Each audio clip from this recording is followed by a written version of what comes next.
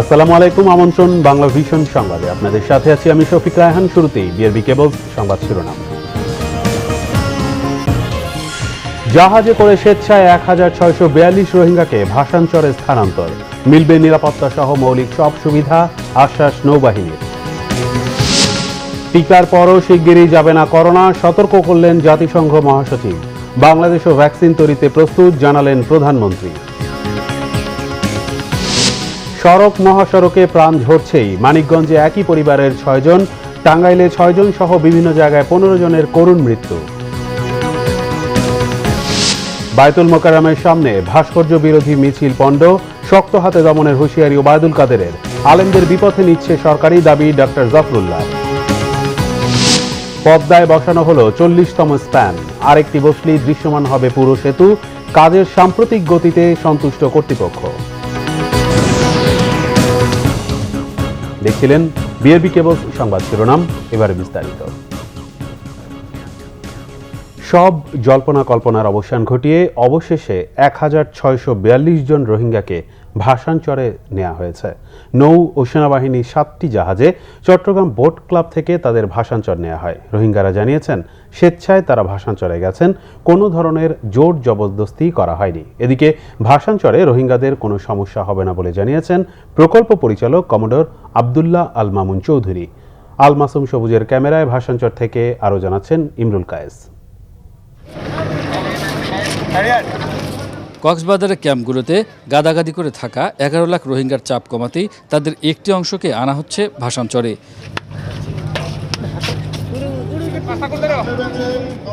প্রথম দলটিকে শুক্রবার সকালে চট্টগ্রাম বোট ক্লাব থেকে জাহাজে তোলা হয়। কারো উপর কোনো জোর করা হয়নি বলে জানান তারা।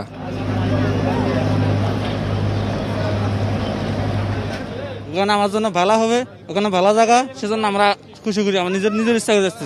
আর সুকালা বালালাই অশান্তি যেন না ভাই, সুখ শান্তি যাই। আমরা পরিবারে ছজন আমি খুশি।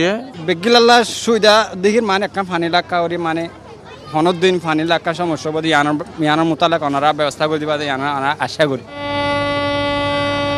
সকাল 10:30টার দিকে জাহাজগুলো যাত্রা শুরু করে নোয়াখালীর ভাসানচরের উদ্দেশ্যে।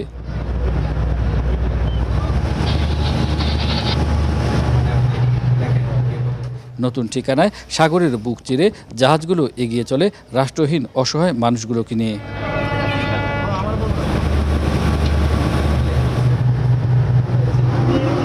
3.5 ঘন্টার সমুদ্র যাত্রা শেষে বেলা 2টায় ভাসানচর পৌঁছে রোহিঙ্গাবাহী জাহাজগুলো। ভাসানচর পৌঁছে ইতিবাচক প্রতিক্রিয়া জানান রোহিঙ্গারা।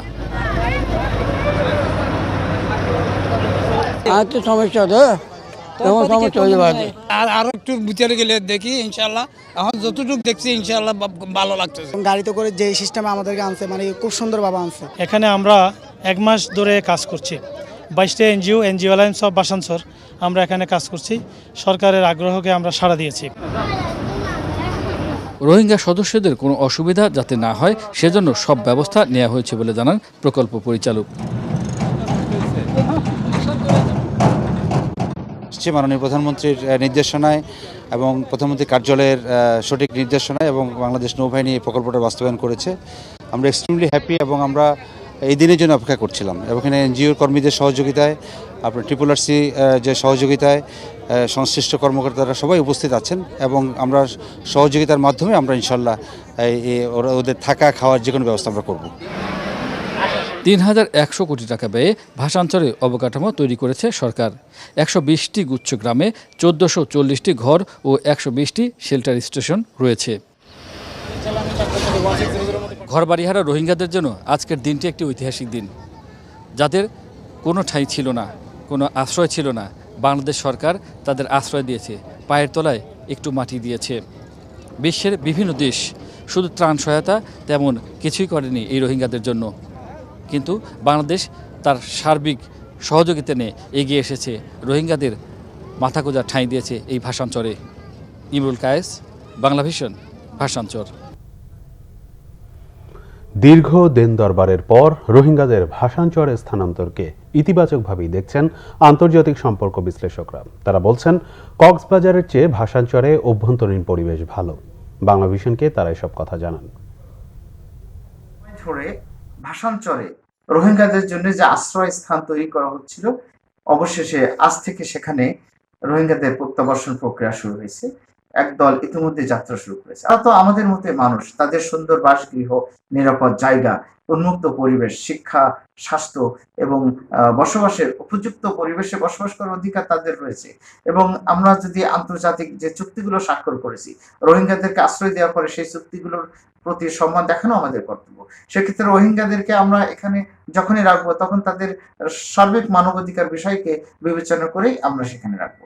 তো সেটি বাংলাদেশ সরকার যেহেতু অনেকদিন ধরেই এ সম্পর্কে মতামত দিয়ে আসছে এবং সেটাকে চেষ্টা করছিল বাস্তবায়ন করতে, এখন সেটা শুরু হলো, কাজে সেটা হয়তো মূল্যায়ন সময় আসলে বোঝা যাবে সেটা কতটা সার্থক হলো বা না। কাজে আপাতত যেহেতু প্রক্রিয়া শুরু হচ্ছে এবং হয়ে গেছে, এটা এখন দেখার বিষয় যে এটা ভবিষ্যতে কতটা কার্যকরী হয়, এবং সেটি হয়তো বাংলাদেশ সরকার যেটা করতে পারে যে এটিকে বিশ্বের কাছে একটা দৃষ্টান্ত হিসেবে তুলে ধরতে পারে যদি এটা সফলতা আনে। কম দামে করোনার ভ্যাকসিন নিশ্চিত করা, উন্নয়নশীল দেশগুলোতে তা উৎপাদনে প্রযুক্তি হস্তান্তর সহ এবং পরিস্থিতি মোকাবেলায় আর্থিক সহায়তা প্রদানকে অগ্রাধিকার দিতে বিশ্ব নেতাদের প্রতি আহ্বান জানিয়েছেন প্রধানমন্ত্রী শেখ হাসিনা। কোভিড-19 মহামারীর প্রেক্ষাপটে জাতিসংঘের সাধারণ পরিষদের 31তম বিশেষ অধিবেশনে প্রাক রেকর্ডকৃত ভাষণে তিনি এ আহ্বান জানান। শেখ হাসিনা বলেন, যথাসময়ে ন্যায্যতার ভিত্তিতে ও সাশ্রয়ী মূল্যে সবার জন্য মানসম্মত ভ্যাকসিন প্রাপ্তি নিশ্চিত করা প্রয়োজন। তিনি আরও বলেন, ভ্যাকসিন প্রাপ্তির ক্ষেত্রে কাউকে পিছনে রাখা ঠিক হবে না, কারণ সর্বত্র নিয়ন্ত্রণ না আনলে করোনাকে কখনোই কোনো একটি স্থানে নিয়ন্ত্রণে আনা যাবে না। সক্ষমতা রয়েছে জানিয়ে প্রধানমন্ত্রী বলেন, সুযোগ পেলে ভ্যাকসিন তৈরি করতে প্রস্তুত রয়েছে Bangladesh. We need to ensure universal, equitable, timely and affordable access to quality vaccines. When it comes to the access to vaccines, no one should be left behind. This would help us defeat the pandemic, save lives and accelerate our economic recovery. Developed countries should commit to technology transfer for the local manufacturing of vaccines in developing countries using IP rights waiver under TRIPS agreement. সড়ক দুর্ঘটনায় মানিকগঞ্জে একই পরিবারের 6 জন সহ 7 জন, টাঙ্গাইলে 6 জন এবং গাজীপুর ও নাটোরে আরও 2 জনের মৃত্যু হয়েছে। 4 জেলার সড়কে ঝরেছে 15টি প্রাণ। চালকের বেপরোয়া গতি ও অসচেতনতাকে দুষছেন নিহত ও আহতদের স্বজন ও প্রত্যক্ষদর্শীরা। শুক্রবার ছুটির দিনেও বেপরোয়া বাস ও ট্রাকের চালকরা। মানিকগঞ্জ ও টাঙ্গাইলের 2 সড়কে মৃত্যুর মিছিল, ঝরেছে 13 প্রাণ। মানিকগঞ্জের দৌলতপুরে বাস চাপায় নিহত হয়েছেন সিএনজি অটোরিকশার 7 জন। চালক ছাড়া এদের 6 জনই একই পরিবারের। নিহতদের মধ্যে 4 জন পুরুষ, 2 নারী এবং 1 জন শিশু। শুক্রবার দুপুরে মানিকগঞ্জ দৌলতপুর সড়কের মূলকান্দি এলাকায় এ দুর্ঘটনা হয়। এদিকে ঢাকা টাঙ্গাইল মহাসড়কের মির্জাপুর উপজেলার কুর্নি এলাকায় সড়ক দুর্ঘটনায় এক নারী সহ 6 জন নিহত হয়েছেন। শুক্রবার সকালে বিকল একটি বাসকে পেছন থেকে ধাক্কা দেয় ফুলকপি বোঝাই একটি ট্রাক। এতে ঘটনাস্থলেই নিহত হন এক নারী সহ 4 জন। গুরুতর আহতদের উদ্ধার করে হাসপাতালে নেওয়া হলে সেখানে মারা যান 2 জন। যান্ত্রিক ত্রুটি দেখাতে নষ্ট হয়ে যায়, তখন যাত্রীরা সবাই নিচে নেমে বাসটার আশেপাশে দাঁড়ানো ছিল, কেউ দেখতেছিল, কেউ ধাক্কানোর চেষ্টা করছিল। এই অবস্থায় তরকারি বোঝায় একটি ট্রাক একই দিক থেকে আসে, উত্তরবঙ্গ থেকে, ও এসেই বাসটার পিছনে ডান পাশে সজোরে ধাক্কা মারলে ঘটনাস্থলে 4 জন নিহত হয়। নিহতরা সবাই বাসের যাত্রী, সবাই রংপুরের অধিবাসী, রংপুর, পীরগঞ্জ বা ওই এলাকার বলে জানা যায়। টাকা সাহেব মানে পিছন থেকে এমনভাবে মারলো, পরে যে আমার এই ঘরে যা লাগলো, ঘরে যা লাগার পরে ঘরে অনেক জিনিসপাতি ক্ষতি হয়েছে, টিপিটাও ভেঙে গেছে, তারপর সুকেশ মুকেশ তো সব হয়ে গেছে। ঘরের লোকজন ছিল তারাও ব্যথা পেয়েছে। তা তো কপাল ভালো, আমাদের কাঠটা ওই পাশে ছিল। মারা যাওয়া যেগুলো মানে হাত পা ভাঙছে সেগুলো হাসপাতালে নিয়ে গেছে, অনেক ক্ষতি হয়েছে। অন্যদিকে গাজীপুরের শ্রীপুরে কাভার্ড ভ্যান চাপায় এক মোটরসাইকেল আরোহী এবং নাটোর ঢাকা মহাসড়কে বাস চাপায় এক পথচারী নিহত হয়েছেন। Bangla vision news desk. জুমার নামাজের পর বায়তুল মোকাররমের সামনে ভাস্কর্য বিরোধী মিছিলের চেষ্টা পণ্ড করে দিয়েছে পুলিশ।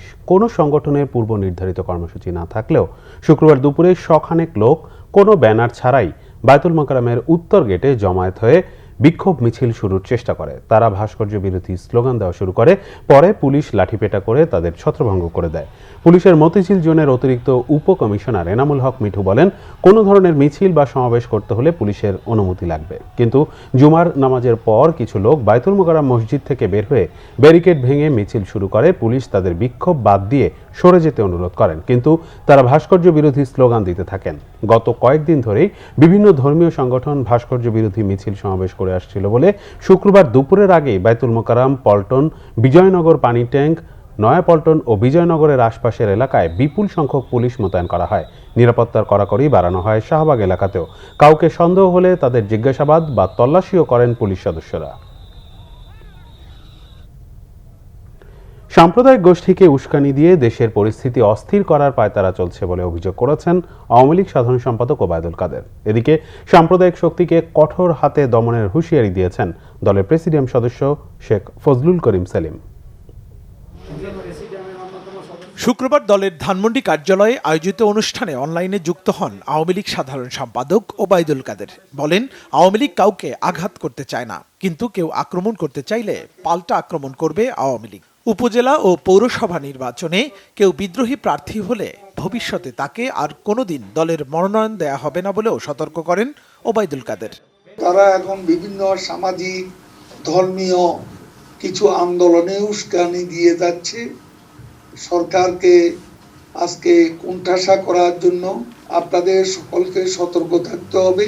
আমরা গায়ে পড়ে কারোর সাথে ঝগড়া করব না, আমরা আক্রমণকারী হব না, কিন্তু আক্রান্ত হলে আমরাও কিন্তু পাল্টা জবাব দিতে প্রস্তুত। কারণ আমাদের শিকড় বাংলাদেশের মাটি অনেক গভীরে। এদিকে বঙ্গবন্ধু এভিনিউতে যুবলীগের প্রতিষ্ঠাতা চেয়ারম্যান শেখ ফজলুল হক মনির জন্মবার্ষিকীর আলোচনা সভায় অনলাইনে যুক্ত হন আওয়ামী লীগের উপদেষ্টা মণ্ডলীর সদস্য তোফায়েল আহমেদ এবং প্রেসিডিয়াম সদস্য শেখ সেলিম। ফজলুল হক মনির স্মৃতিচারণ করেন তারা। অভিযোগ তোলেন ভাস্কর্য নিয়ে সাম্প্রদায়িক উস্কানির। তিনি একদিকে নেতা, জাতীয় নেতা ছিলেন, একদিকে তিনি সাংবাদিক ছিলেন, একদিকে বড় লেখক ছিলেন।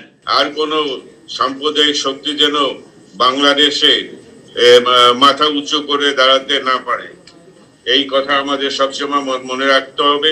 এদের বাংলাদেশে আর কোনো সাম্প্রদায়িক রাজনীতি করতে যত বড় শক্তিশালী হোক না কেন, আর আমি সরকারকে বলবো যে এদের বিরুদ্ধে কোনো দুর্বলতা নাই, অবশ্যই কঠোর হস্তে এদের দমন করতে হবে। দিনের শুরুতে ধানমন্ডি ৩২ নম্বরে জাতির পিতা বঙ্গবন্ধু শেখ মুজিবুর রহমানের প্রতিকৃতিতে ও পরে বনানী কবরস্থানে শহীদ শেখ ফজলুল হক মনি সহ সব শহীদের প্রতি শ্রদ্ধা জানান যুবলীগ নেতারা। বাংলাদেশে কোনোদিনও মৌলবাদী নীতির ঠাঁই হবে না বলেও মন্তব্য করেন যুবলীগ চেয়ারম্যান শেখ ফজলে শামস পরশ। মুহিবুল্লাহ মুহিব, বাংলা ভিশন, ঢাকা। গণস্বাস্থ্যের প্রতিষ্ঠাতা ডক্টর জাফরুল্লাহ চৌধুরী দাবি করেছেন, নানা নৈরাজ্য থেকে দৃষ্টি সরাতেই সরকার আলেমদের বিপথে চালিত করছে। তাদেরকে সে পথ থেকে সরে আসার আহ্বান জানান তিনি। জাতীয় প্রেস ক্লাবের সামনে এক সংক্ষিপ্ত সমাবেশে জাফরুল্লাহ চৌধুরী আলেম সমাজকে দ্রব্যমূল্য বৃদ্ধি ও হারানো গণতন্ত্র নিয়ে কথা বলার আহ্বান জানান। তিনি বলেন, দ্রব্যমূল্যের যে ঊর্ধ্বগতি, সেজন্য মুক্তিযুদ্ধ করেননি তারা। এইদিকে সরকারের কোনো দৃষ্টি নেই।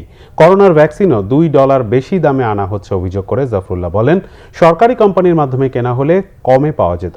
রাজধানীতে পূর্বানুমতি ছাড়া সভা সমাবেশে নিষেধাজ্ঞা থাকায় পুলিশ প্রেস ক্লাবের সামনে দাঁড়াতে বাধা দেয়। পরে ডক্টর জাফরুল্লাহ চৌধুরী পৌঁছলে অনেক অনুরোধে কিছুক্ষণের জন্য সমাবেশ হয়। আজকে চারিদিকে যে নৈরাজ্য, এই নৈরাজ্য থেকে দৃষ্টি সরানোর জন্য সরকারই আলেমদেরকে বিপদে চালিত করেছে। আজকে পুলিশকে দিয়ে যে হঠাৎ নোটিশ ডিএমপির, এটা পুলিশ সরকারের খাদেম না, জনগণের খাদেম। আর আলেমদের বলি অযথা বিতর্কে না জড়িয়ে বরঞ্চ আন্দোলনেই আসেন। দ্রব্যমূল্য বেড়েছে, গণতন্ত্র প্রতিষ্ঠা হচ্ছে না, তার জন্য সরকারের কিছু পয়সা পেয়ে তাদের কথায় নেচেন না। তাদের কথায় না ছেলে আপনাদেরই ক্ষতি হবে। পদ্মা সেতুতে বসল 40তম স্প্যান। মাঝ নদীতে 11 ও 12 নম্বর পিলারে বসা স্প্যানের মাধ্যমে দৃশ্যমান এখন প্রায় 6 কিলোমিটার। বাকি আর একটি স্প্যান স্থাপনের মাধ্যমে পুরো সেতু দৃশ্যমান করার অপেক্ষায় এখন পদ্মাপাড়ের মানুষ। আগে থেকেই মামাপাড়ে টানা 10টি আর জাজিরা পাড়ে টানা 29টি স্প্যান বসানো আছে। সব মিলে দৃশ্যমান 39টি স্প্যান। মাছ নদীতে বাকি 2টি স্প্যান। বৃহস্পতিবার রাতেই মামার কুমারভোগ ইয়ার্ড থেকে 40তম স্প্যানটি প্রায় 2 কিলোমিটার দূরের পিলারের কাছে এনে রেখেছে কেন তিয়ান ইও। কুয়াশার কারণে 1 ঘন্টা দেরিতে শুক্রবার 9:30টায় শুরু হয় 40তম স্প্যানটি পিলারের উপর স্থাপনের কাজ। সেনাবাহিনীর 4টি স্পিডবোটের নিরাপত্তার মধ্যে মাত্র 2 ঘন্টায় পিলারের উপর তুলে দেওয়া সম্ভব হয় 40তম স্প্যান। প্রথম যখন একটি স্প্যান হয়েছে তখন মনে হতো যে কত সময় লাগবে 41 স্প্যানের কাজ, কিন্তু দেখতে দেখতে 40 স্প্যানের কাজ শেষ হয়েছে। খুব ভালো লাগতেছে। সম্ভব হয়েছে আমাদের প্রধানমন্ত্রী দেশরত্ন শেখ হাসিনার কারণে। এখন পদ্মা সেতু বাস্তবতা। সাম্প্রতিক সময়ে কাজের অগ্রগতিতে সন্তুষ্ট প্রকল্প কর্তৃপক্ষ বলছে আগামী 10 দিনের মধ্যে সর্বশেষ 41তম স্প্যানটি স্থাপনের মধ্য দিয়ে দৃশ্যমান হবে পুরো সেতু। বসে গেল পদ্মা সেতুর 40তম স্প্যান। বাকি আর মাত্র একটি স্প্যান বসার মধ্য দিয়ে দুরন্ত পদ্মাকে 2 পারে জুড়ে ফেলবে স্বপ্নের পদ্মা সেতু। তারপর রেলপথ আর সড়কপথ নির্মাণের মধ্য দিয়েই দেশের দক্ষিণ পশ্চিমাঞ্চলের মানুষের স্বপ্ন পাবে বাস্তব রূপ। রকুনুজ্জামান, বাংলা ভিশন, মাওয়া, মুন্সিগঞ্জ। করোনা সংক্রমণে দেশে আরও 24 জনের মৃত্যু হয়েছে। এ নিয়ে মোট মৃতের সংখ্যা 6,772। শুক্রবার স্বাস্থ্য অধিদপ্তরের এক বিজ্ঞপ্তিতে এই তথ্য জানানো হয়। গত 24 ঘন্টায় 15,430টি নমুনা পরীক্ষায় 2,252 জনের করোনা শনাক্ত হয়েছে। এ নিয়ে দেশে মোট করোনায় শনাক্তের সংখ্যা দাঁড়ালো 4,73,991 জনে। গত 24 ঘন্টায় করোনা থেকে সুস্থ হয়েছেন 2,572 জন, আর সব মিলিয়ে করোনা থেকে সুস্থ হয়েছেন 3,90,951 জন। গত 24 ঘন্টায় করোনা শনাক্তের হার 14.59, সুস্থতার হার 82.48 আর মৃত্যুর হার 1.43। রাজধানীতে মাস্কের ব্যবহার বাড়লেও বাড়েনি সচেতনতা। করোনা মোকাবেলার অংশ হিসেবে নয়, প্রশাসনের ভয়ে মুখে ঝুলিয়েছেন অনেকেই। মাস্কের শতভাগ ব্যবহার নিশ্চিত করতে আজও রাজধানীর বিভিন্ন জায়গায় প্রচার প্রচারণা আর জরিমানা করেছেন নির্বাহী ম্যাজিস্ট্রেটরা। ছুটির দিনে কেনাকাটায় অংশ নেন অনেক মানুষ, তাই মাস্কের ব্যবহার নিশ্চিতে এসব দিনে বড় বড় মার্কেটের ভেতরে বাইরে অভিযান চালানো হয়। সকালে গাউসিয়া এলাকায় মাস্ক না পরায় জরিমানা করা হয় অনেককে। মাস্ক না ব্যবহারের পেছনে নানা অজুহাত সাধারণ মানুষের। তাড়াহুড়া, এই দেখেন জুতো মুজাও পরি নেই, কোনো মতো আমি চলে আসছি, একটু তাড়াহুড়া ছিল। সরি চা খাইতেছিলাম না, চা খাইতেছিলাম এখানে খাড়া চা খাওয়ার সাথে অন্য কোথাও মাস্কটা পরছি আমি, তো আমি এখনই কিনতে আসছি। পকেটে ছিল, আমাদের ব্যাগে আছে। শুধু বাইরে নয়, মার্কেটের ভেতরেও মাস্ক না পরতে দেখা যায় অনেককে। মুখে অভিযানকে স্বাগত জানালেও কার্যত মাস্ক না ব্যবহার করায় দোকানীদের গুনতে হয় জরিমানা। অভিযান খুব ভালো, আমার একান্ত ভালো, কিন্তু হঠাৎ আমি তো বেআইনি কাজ করছি। এটা এসি মার্কেট, এটা অনেক সময় কাস্টমার আসে, কথা বলার সময় হয়তো একটু রাখতে চায়, করতে চায়, এটা হয়তো অসচেতনতার জন্য। 5 মিনিট হয় নাই মাইছি, 5 মিনিট জুতাই তো খুলি নেই, এই যে জুতা হাতে ব্যাগ। আপনার যে এ সময় দায়িত্বরত ম্যাজিস্ট্রেট জানান, এসব অভিযানে মানুষ সতর্ক না হলে আরও কঠোর ব্যবস্থা নেওয়া হবে। যদি দরকার হয় আমরা জরিমানার পরিমাণ বাড়াবো এবং জেল দরকার হলে আমরা সেই দিকেও যাব। তারপর আমরা চাই সবাই মাস্ক পরিধান করবে। করোনা ভাইরাসকে আমাদের গুরুত্ব দিয়ে নিতে হবে। শীত বাড়ার সঙ্গে সঙ্গে করোনার দ্বিতীয় ঢেউয়ে দেশে বাড়ছে আক্রান্তের সংখ্যা, তাই বারবার স্বাস্থ্যবিধি মানার ব্যাপারে তাগিদ দিয়ে যাচ্ছে সরকার। শিহাব হোসেন, বাংলা ভিশন, ঢাকা। শীত জেঁকে বসেছে উত্তরের জেলাগুলোতে। ঘন কুয়াশা আর হিমেল বাতাসে জুবুথুবু অবস্থা অনেক জেলায়। শীতের তীব্রতা বাড়তে শুরু করেছে গাইবান্ধায়। ভোরবেলা কুয়াশায় ঢাকা থাকছে পথঘাট। তীব্র শীতের মধ্যেই জমিতে সেচ কাজ করছেন কৃষকরা। জীবিকার তাগিদে কর্মস্থলে যেতে হচ্ছে মানুষকে। কুয়াশার কারণে দিনের বেলায়ও হেডলাইট জ্বালিয়ে যানবাহন চলাচল করতে দেখা গেছে। শীতের সবজির আধিক্যের সাথে ক্রেতাদের মধ্যেও স্বস্তি ফিরতে শুরু করেছে। রাজধানীতে বাজার ভেদে দামের খানিকটা তফাৎ থাকলেও বেশিরভাগ সবজি মিলছে 30 টাকা কেজিতে। এদিকে সয়াবিন তেলের দাম এখনও বৃদ্ধির মধ্যেই আছে। এ সপ্তাহেও কেজিতে বেড়েছে 5 টাকা। ডিসেম্বরের প্রথম সপ্তাহে শীতের সবজিতে যেন ঠাসা বাজার, তাই দামও কমছে দ্রুত। বাজারে আসা নতুন আলু, লাউ, টমেটো বাদ দিলে কারণ বাজারের বেশিরভাগ সবজি মিলছে 20 থেকে 25 টাকা কেজিতেই।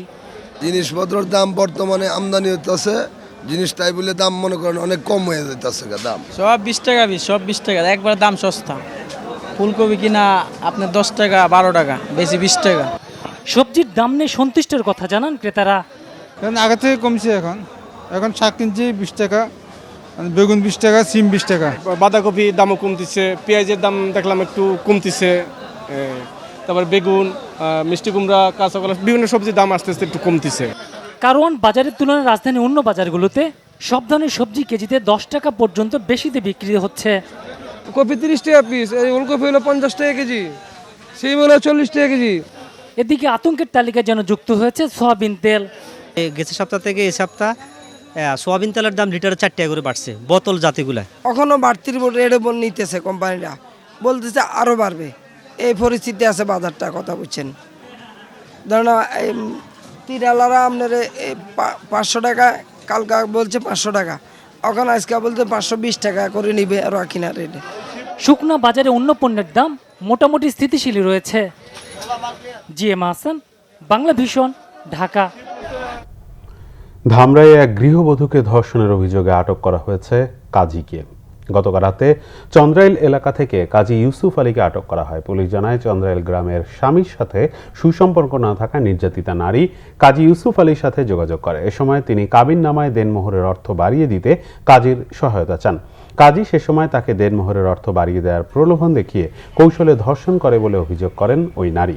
তার অভিযোগের ভিত্তিতে পরে কাজী ইউসুফ আলীকে আটক করা হয়। তবে কাজীর দাবি, দেনমোহরের অর্থ বাড়িয়ে দিতে অস্বীকার করায় তার বিরুদ্ধে এ অভিযোগ করেছেন ওই নারী। অন্যদিকে সাতক্ষীরার দেবহাটায় এক গৃহবধূকে ধর্ষণের ঘটনায় নওয়াব আলী নামে এক ব্যক্তিকে গতরাতে উপজেলার সখীপুর মোড় থেকে গ্রেফতার করেছে পুলিশ। নওয়াব আলী উপজেলার দক্ষিণ পারুলিয়া গ্রামের বাসিন্দা। 44 কোটি টাকায় নির্মাণের 2 বছরের মাথায় বেহাল কিশোরগঞ্জ হাওরের 7 কিলোমিটার দীর্ঘ অল ওয়েদার সড়কটি। 4টি সেতুর 2 পাশে তৈরি হয়েছে বড় বড় গর্ত। চরম ভোগান্তিতে সাধারণ মানুষ। নাসিম খানের রিপোর্ট। কিশোরগঞ্জের অষ্টগ্রাম উপজেলার বাঙালপাড়া ইউনিয়ন থেকে এক ইউনিয়নের প্রত্যন্ত নওয়াগাঁও গ্রাম। ওই গ্রামের পাশ দিয়ে বয়ে যাওয়া মেঘনা নদী পার হলেই ব্রাহ্মণবাড়িয়া জেলার চাতলপাড়। হাওর অধ্যুষিত এ এলাকার মানুষের যাতায়াত সহজ করতে 2 বছর আগে 44 কোটি টাকা ব্যয়ে 7 কিলোমিটার অল ওয়েদার সড়ক নির্মাণ করা হয়। কিন্তু 2 বছর যেতে না যেতেই সড়কটির অনেক জায়গায় দুপাশের পাটাতন সরে গেছে। 4টি সেতুর পাশে তৈরি হয়েছে বড় বড় গর্ত। নিম্নমানের কাজের অভিযোগ স্থানীয়দের।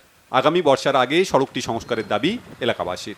ঠিকাদাররা যখন কাজ করে তখন আমরা বারবার কইছি যে ভাই কাজটা ভালো করে করেন, তারা আমাদের কথা তাদের খানে নিছে না। এখন দেখেন ভাই ব্লক ভাঙ্গে ভাঙ্গে পড়তেছে। এই রাস্তাগুলো তো আমরা একবারে ভাঙ্গে চুনমোচা রয়েছে। দেখেন রাস্তা ভাঙ্গে কি হয়েছে, কাম করছে 2 নম্বর কাম। আগামী বছর যদি বর্ষাকাল হয় রাস্তা থাকবে কিনা মনে হয় সন্দেহ আছে। এত দ্রুত সড়কটি ভেঙে যাওয়ায় হতাশ স্থানীয় জনপ্রতিনিধিরাও। রাস্তাটা নির্মাণ হয়েছে মাত্র 2 বছর, আর আমরা ব্যবহার করছি মাত্র 1 বছর। কিন্তু 1 বছরে রাস্তাটা আমাদের আপনারা দেখতে পারবেন, সামনে আগাইলে প্রত্যেকটা ব্রিজের সামনে ভাঙ্গনদর দেখা দিয়েছে এবং ব্লকগুলো নষ্ট হয়েছে। হাজার হাজার স্থানে ব্লক সরিয়ে গেছে। এ বিষয়ে স্থানীয় সরকার প্রকৌশল অধিদপ্তরের নির্বাহী প্রকৌশলী ক্যামেরার সামনে কথা বলতে রাজি না হলেও মুঠোফোনে জানান সড়কটি সংস্কারের প্রস্তাবনা পাঠানো হয়েছে। অ্যাবনর্মাল প্রাকৃতিক দুর্যোগের কারণেই এটা ক্ষতিগ্রস্ত হয়। তো এতে জনদুর্ভোগ সৃষ্টি হয়েছে। তবে আমরা খুব দ্রুত সম্ভব জরুরি ভিত্তিতে এটা আমরা ব্যবহার উপযোগী করব। উন্নয়ন কাজে দুর্নীতি ঠেকানো না গেলে এর সুফল পাবে না প্রান্তিক মানুষ, বলছেন এলাকাবাসী। Bangla vision news desk. Union bank লিমিটেডের ফাজিলপুর উপশাখার উদ্বোধন করা হয়েছে ফেনীতে। শরিয়া ভিত্তিক আধুনিক প্রযুক্তি নির্ভর ব্যাংকিং সেবা দেওয়ার প্রত্যয়ে স্বাস্থ্যবিধি মেনে এর উদ্বোধন করা হয়। ব্যাংকের প্রধান কার্যালয় ঢাকা থেকে ভিডিও কনফারেন্সের মাধ্যমে ফাজিলপুর উপশাখার উদ্বোধন করেন ব্যাংকের ব্যবস্থাপনা পরিচালক ABM মোজাম্মেল হক চৌধুরী। বিশেষ অতিথি ছিলেন ব্যাংকের উপব্যবস্থাপনা পরিচালক হাসান ইকবাল, মোহাম্মদ নজরুল ইসলাম এবং ফাজিলপুর ইউনিয়ন পরিষদের চেয়ারম্যান মোহাম্মদ মুজিবুল হক রিপন সহ অন্যান্যরা। উপস্থিত ছিলেন ব্যাংকের প্রধান কার্যালয়ের ঊর্ধ্বতন নির্বাহীরা এবং ফেনীর বিশিষ্টজনরা।